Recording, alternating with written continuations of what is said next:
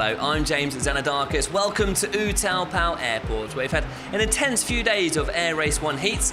Let's take a look back at some of the best moments of the weekend so far. There's been plenty of national interest, with visits from the King of Thailand. Also, the Deputy Prime Minister had a tour around the hangar yesterday. In terms of the action on the course, well, Tim Cohn won the gold heat for his team What Aeroplane Honey.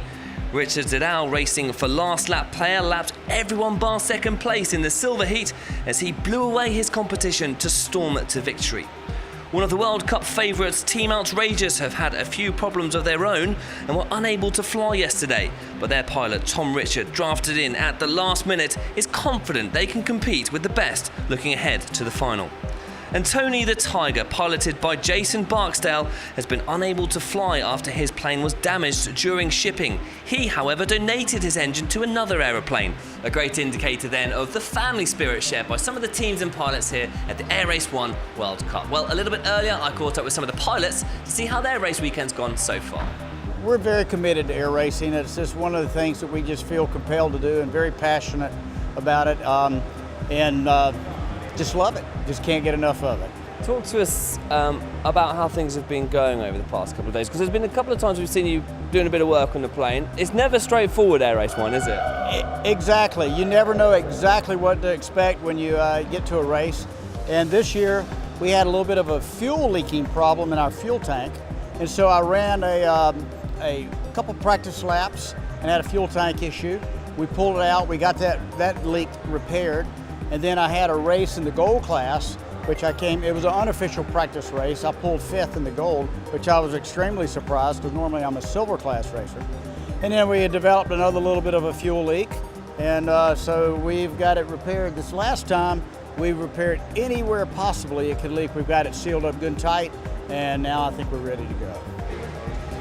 It's running okay now. We did have a couple of Mayday moments in testing. The canopy came loose, stuff like that, but it's all resolved. We're racing well. A Mayday moment, talk to us about that. Is that when you're in the air and you're like, uh-oh?